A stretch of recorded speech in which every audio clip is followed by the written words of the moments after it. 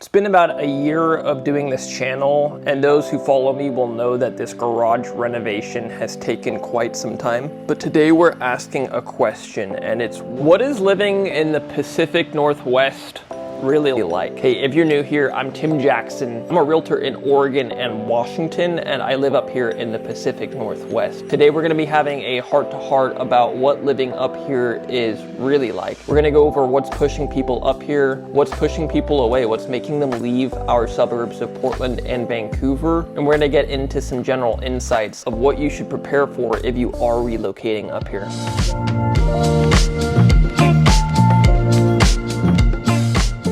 So I've lived in the Northwest for basically all of my life. I mean, I was born in England, I've spent time in Connecticut and California, but the Pacific Northwest has been home, and there's a reason I don't leave it or go back to the places I've been. And throughout this video, I'm gonna show you what used to be a place where the previous owners had a tortoise that was crapping all over the floors.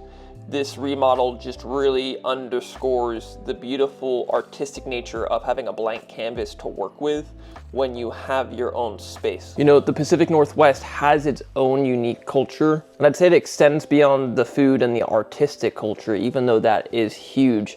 I think the biggest thing that draws people to our corner of the United States is just the greenery. There's the rugged Northwest landscape that captures your heart. You have amazing places like the Gorge, the coast, Mount Hood.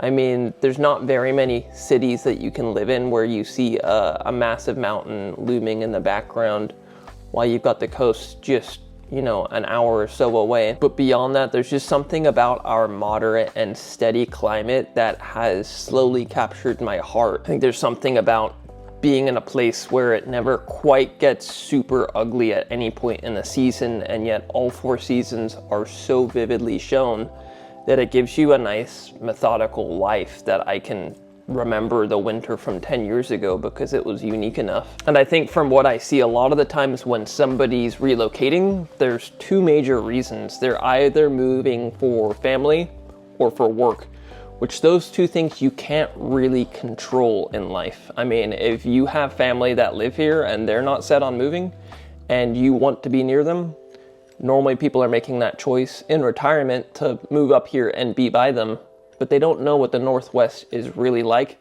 They're afraid they're not gonna fall in love with it. And I get that. People are moving from places that they've spent decades learning to love the land that they came from. But I can only say that if you take your time to really observe what's around you, you're gonna slowly see what sets it apart from the rest. But to speak a little bit more about what made me fall in love with the Pacific Northwest is just the evergreen trees. The amount of lush, vibrant colors that pop throughout the year, I would say really sets it apart. A lot of places anywhere in the world. I've been to Mongolia, I've been to Romania, I've been to Zambia, I've been to England, Spain. I've traveled a lot of places, and it's not to say that any of those places aren't unique. You've got the pop of spring color. My daughters just picked these in our own yard. You know, in the summer you can go a little bit brown, but you still have the evergreen trees and the blue water. The beautiful blue sky actually finally rears its head. And then in the fall you see the massive fireworks of leaves changing over. And so if you haven't experienced the Northwest and maybe you're thinking about it, it's the next step is to come up here and experience the seasons and see, maybe could I fall in love with that experience of living in this part of, you know, the United States. And I'm just thinking through the process of how do you best help somebody relocate. And a lot of the times people don't know what they don't know. And I'm at kind of the back end of everything. You're buying a home with me, which means that you've kind of already gotten to know the area. You feel really comfortable about the specific neighborhood you've picked out. But from the front end, you've really got a lot of questions to tackle.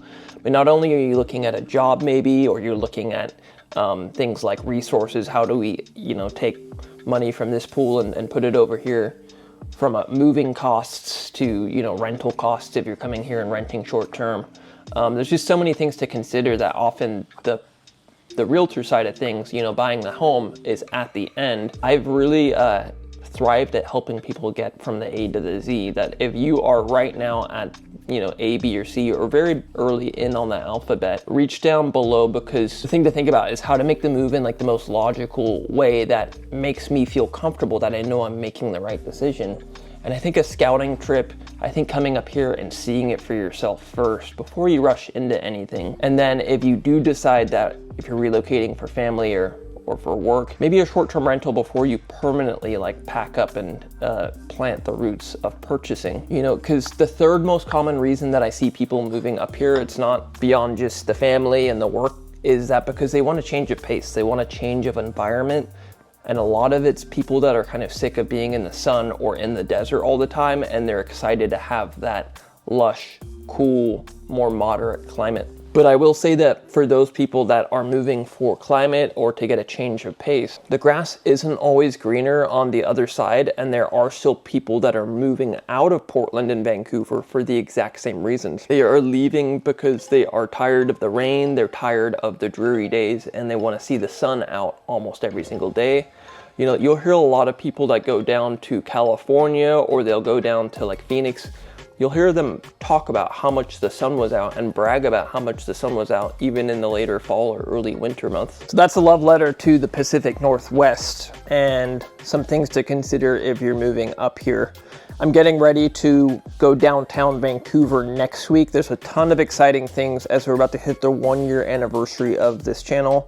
Like I said, going up to downtown Vancouver next week to talk to local Vancouverites about what living in Vancouver, Washington's like. And then coming up in the future, stay subscribed, as we're gonna be talking about a couple that did move from Scottsdale, Arizona. They sold their home, they took all the right steps and did it very precisely and carefully. And the end result was buying a beautiful modern home up in Vancouver. So stay tuned to their journey, because I think it's really gonna open your eyes about the relocation process up here. And we're gonna be going back to downtown Portland. One of the first videos we ever did on this channel was, is downtown Portland safe?